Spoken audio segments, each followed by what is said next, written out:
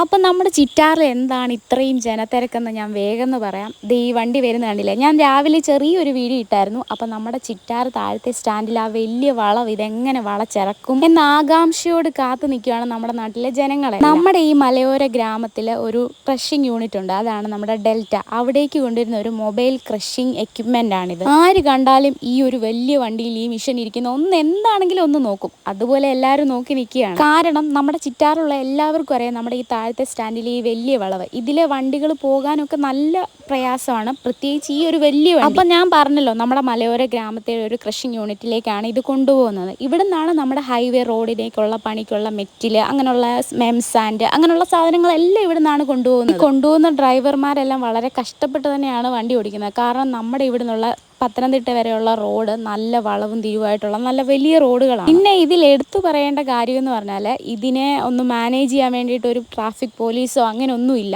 ഇവരുടെ കൂടെ വന്ന ഒരു ഡ്രൈവർ മാത്രമാണ് ഹാൻഡിൽ ചെയ്യുന്നത്. ഇവിടുത്തെ കറണ്ട് എല്ലാം ഓഫ് ചെയ്തേക്കുവാണ്. കാരണം ആ ലൈൻ കമ്പിയിലെല്ലാം മുട്ടുന്നത് കാരണം നല്ല അതിൻ്റെ ഇടയ്ക്കൂടെ കുറേ ബസ്സുകളൊക്കെ വന്നെങ്കിലും അവരൊക്കെ ഇടിച്ചു കയറി പോയി. അതിൻ്റെ ഇടയ്ക്കൂടിയാണ് ഇവരിത് കഷ്ടപ്പെട്ട് ഇറക്കിയത്. ഒരു 10-20 മിനിറ്റത്തെ കഷ്ടപ്പാടിന് ശേഷമാണ് ഇവിടെ ഇറക്കിയത്. ഞാനിത് കണ്ടത് ഏകദേശം ഒരു ഉച്ചയൊക്കെ ആയപ്പോഴാണ്. ഇപ്പം ഇത് ചിറ്റാറിലെത്തിയപ്പോൾ തന്നെ വൈകിട്ട് 5 മണിയായി. അപ്പോൾ ഇത്രയേ ഉള്ളൂ. ബൈ.